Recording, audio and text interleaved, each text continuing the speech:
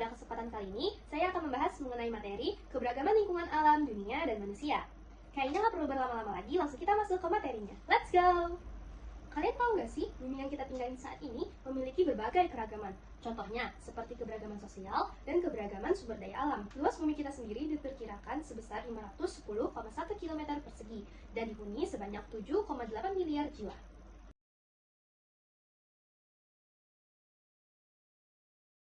Di bumi ini, kita tidak hanya memiliki satu benua, melainkan 5 benua. Yang pertama adalah benua Asia. Benua Asia merupakan benua terbesar di dunia, dengan luas sekitar 44.391.162 km persegi, dengan 46 negara di dalamnya. Selain sebagai benua terbesar, benua Asia juga merupakan benua terpadat di dunia. Benua Asia terbagi menjadi 5 wilayah, yaitu Asia Timur, Asia Tenggara, Asia Barat, Asia Selatan, dan Asia Tengah. Secara astronomis, benua Asia terletak di antara 11 derajat lintang selatan sampai 80 derajat lintang utara dan 26 derajat bujur timur sampai 170 derajat bujur timur. Adapun secara geografis, batas wilayah benua Asia adalah batas utara adalah Samudra Arktik, batas selatan adalah Samudra Hindia, batas timur adalah Selat Bering dan Samudra Pasifik, batas barat adalah benua Eropa, pegunungan Ural, Laut Kapsia, Laut Hitam, Selat Bosporus, Selat Dardanella, Laut Tengah, terusan Suez, dan Laut Merah. Berikut adalah beberapa karakteristik dan permasalahan lingkungan alam di benua Asia. Yang pertama adalah pegunungan. Asia memiliki berbagai rangkaian pegunungan, seperti Gunung Himalaya, Gunung Tianshan, dan Gunung Altai, yang berfungsi sebagai sumber air bagi masyarakat sekitar dan tempat tinggal flora dan fauna. 2. Hutan hujan tropis. Hutan dengan tipe ini menyediakan habitat bagi berbagai spesies flora dan fauna dan memberikan manfaat ekonomi, termasuk kayu, sumber daya alam, dan pariwisata. 3. Pantai dan laut. Ekosistem pesisir, terumbu karang, dan hutan bakau di Asia memberikan perlindungan terhadap badai, memberikan berbagai sumber pangan dan mata pencaharian, serta menjadikan objek wisata alam. Yang keempat adalah padang pasir dan gurun. Benua Asia memiliki wilayah yang luas terhadap padang pasir dan gurun. Contohnya seperti Gurun Gobi, Gurun Taklamakan, dan Gurun Thar. Benua Asia memiliki berbagai tantangan. Contohnya seperti polusi udara, perubahan cuaca, hilangnya habitat, penurunan kualitas tanah, dan ancaman terhadap hilangnya spesies langka. Untuk mengatasi tantangan ini, upaya perlindungan lingkungan, pengelolaan sumber daya alam yang berkelanjutan, pelestarian keanekaragaman hayati, dan kerjasama regional sangat penting untuk dilakukan. Benua Asia dibagi menjadi 4 macam iklim. Macam-macam iklim tersebut adalah yang pertama, iklim tropis, iklim subtropis, iklim dingin, dan iklim gurun.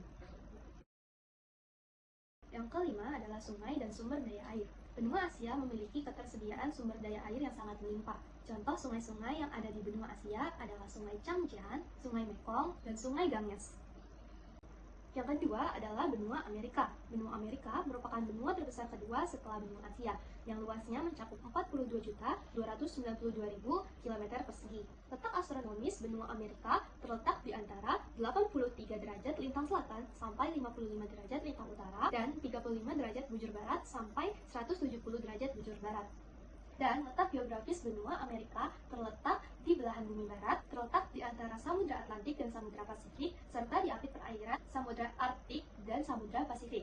Benua Amerika dibagi menjadi 3 kawasan, yaitu Amerika Utara, Amerika Tengah, dan Amerika Selatan.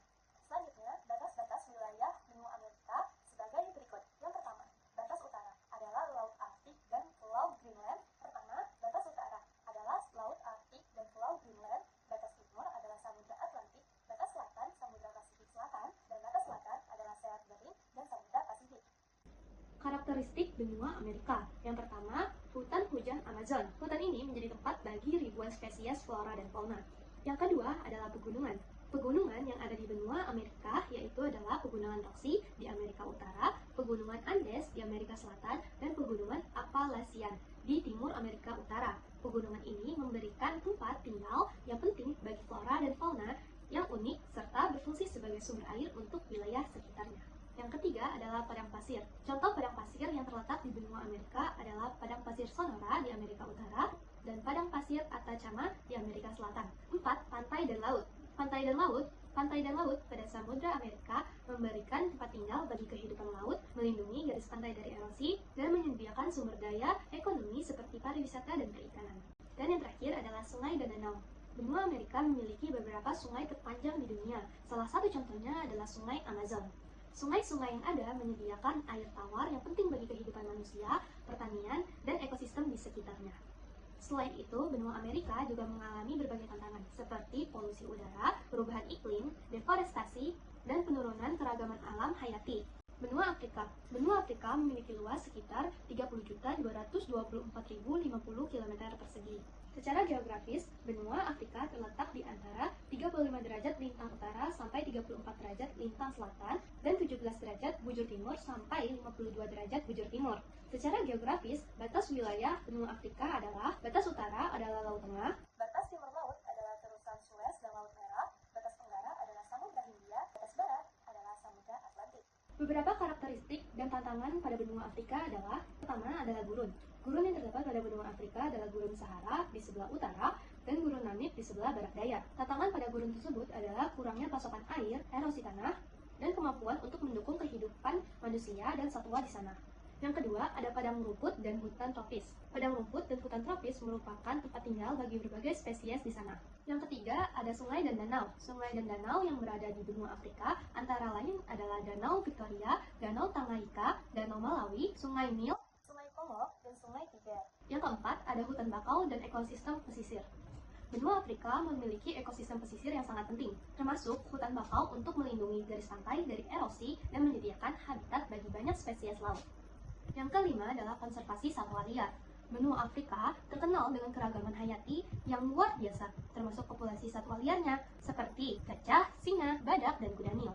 Selain itu, benua Afrika memiliki berbagai jenis cuaca. Jenis cuaca tersebut di antara lainnya adalah, yang pertama adalah iklim Mediterania, kedua adalah iklim ekuator, ketiga iklim sabana tropis, keempat iklim gurun, dan yang kelima adalah iklim padang gurun sedang. Yang keempat adalah benua Eropa. Benua Eropa merupakan benua terkecil nomor 2. Luasnya diperkirakan sekitar 10.180 km persegi. Letak astronomis benua Eropa berada di antara 35 derajat lintang utara sampai 80 derajat lintang utara dan 9 derajat bujur timur sampai 60 derajat bujur timur. Lalu, batas wilayah benua Eropa adalah batas utara adalah Samudra Arktik, batas timur adalah benua Asia, batas selatan adalah Laut Tengah atau Laut Mediterania, dan batas barat adalah Samudra Atlantik. Benua Eropa kerap dijuluki sebagai benua biru karena mayoritas penduduknya memiliki mata yang berwarna biru. Bentang alam di benua Eropa dapat dikelompokkan menjadi 4 jenis. Berikut kondisi geografis benua Eropa. Yang pertama, rangkaian pegunungan tua di bagian utara yang terdapat di wilayah Norwegia. Yang kedua adalah dataran tinggi Skotlandia dan dataran tinggi Irlandia Barat Laut. Yang ketiga, dataran rendah Eropa besar membentang dari barat ke timur, dikelilingi oleh pegunungan Ural, danau Laut Kaspia, pegunungan Kaukasus, Laut Hitam, pegunungan Alpen, dan wilayah Skandinavia Timur. Yang keempat adalah daerah batuan metamorfosis. Yang keempat adalah daerah batuan metamorfosa tua terdapat di seluruh bagian wilayah Rusia sampai Eropa. Yang kelima adalah pegunungan lipatan muda di selatan yang terdiri atas pegunungan Alpen, pegunungan Ural, dan pegunungan Kaukasus. Ketiga pegunungan ini merupakan bagian dari sistem pegunungan sirkum Mediterania. Benua Eropa memiliki 4 musim, yaitu musim semi, musim panas, musim dingin, dan juga musim gugur. Dan yang terakhir adalah benua Australia. Benua Australia merupakan benua terkecil di dunia, dengan luas sekitar 8.945.000 km persegi, dengan letak astronomis 10 derajat lintang selatan sampai 43 derajat lintang selatan, dan 113 derajat bujur timur sampai 115 derajat bujur timur. Secara geografis, batas-batas wilayah benua Australia adalah, pertama, wilayah utara berbatasan dengan Laut Timur, Laut Arafura, dan Selat Flores. Yang kedua, wilayah timur berbatasan dengan Samudra Pasifik, Laut Tasman, dan Laut Koral. Yang ketiga, wilayah selatan berbatasan dengan Samudra Hindia. Dan yang keempat adalah wilayah barat berbatasan dengan Samudra Hindia. Berbagai karakteristik yang dimiliki oleh benua Afrika. Yang pertama adalah hutan. Yang kedua adalah padang pasir dan savana. Yang ketiga adalah terumbu karang. Yang keempat adalah danau dan sungai. Yang kelima adalah flora dan fauna spesifik. Yang keenam adalah ancaman kebakaran hutan. Benua Australia sering kali mengalami kebakaran hutan yang sangat parah, terutama di saat musim panas datang. Materi yang kedua adalah keberagaman manusia di dunia.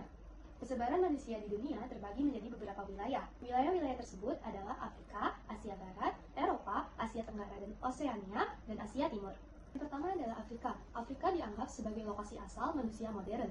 Penyebaran awal manusia modern dari Afrika terjadi sekitar 70.000 tahun yang lalu hingga 50.000 tahun yang lalu. Mereka berpindah melalui benua Afrika mengikuti iklim yang sesuai dan memasuki wilayah-wilayah seperti Asia Barat, Yang kedua adalah Asia Barat. Manusia modern mulai menyebar ke wilayah Asia Barat, termasuk wilayah yang sekarang merupakan Timur Tengah sekitar 60.000 tahun yang lalu. Mereka menyebar ke wilayah seperti Lebanon dan Iran. 3. Eropa.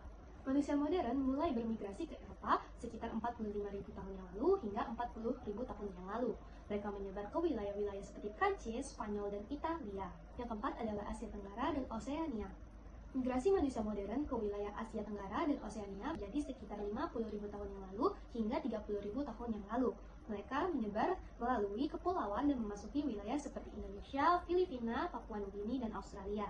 Dan yang terakhir adalah Asia Timur. Penduduk modern menyebar ke wilayah Asia Timur termasuk Tiongkok sekitar 40.000 tahun yang lalu. Mereka menyebar melalui daratan dan memasuki wilayah seperti Mongolia, Korea, dan Jepang. Keberagaman ras di dunia. Istilah ras sering digunakan untuk mengkelompok-kelompokkan orang berdasarkan karakteristik fisik dan latar belakang budaya mereka. Berikut adalah kelompok-kelompok ras dan populasi geografis yang sering disebutkan. Yang pertama adalah kelompok orang Kaukasoid. Kelompok ini memiliki kulit berwarna putih, rambut berwarna terang, dan juga fitur wajah tertentu. Mereka memiliki asal-usul dari Eropa, Timur Tengah, dan sebagian wilayah Asia Tengah. Yang kedua adalah kelompok orang Mongoloid. Kelompok orang Mongoloid ini biasanya memiliki kulit berwarna kuning kecoklatan, rambut hitam lurus, dan mata yang cenderung mongoloid. Mereka berasal dari Asia Timur, Asia Tenggara, dan Amerika asli. Yang ketiga adalah kelompok orang Negroid. Kelompok ras ini memiliki kulit yang coklat cenderung hitam dan rambut keriting berwarna hitam. Mereka berasal dari wilayah Afrika Sub-Sahara. Dan yang terakhir adalah kelompok orang Australoid. Kelompok ini biasa memiliki kulit yang cenderung hitam, rambut hitam bergelombang, dan mata yang cenderung berwarna coklat kehitaman. Mereka berasal dari kawasan Australia, Papua Nugini, dan pulau-pulau di sekitarnya. Itulah kelompok-kelompok ras manusia yang ada di dunia. Hal yang perlu kita pahami adalah bahwa perbedaan ciri fisik dan juga latar belakang budaya tidak membedakan nilai, kecerdasan, dan juga hak asasi manusia. Oleh karena itu, sudah sepatutnya kita saling menghargai sesama dan menghormati sesama.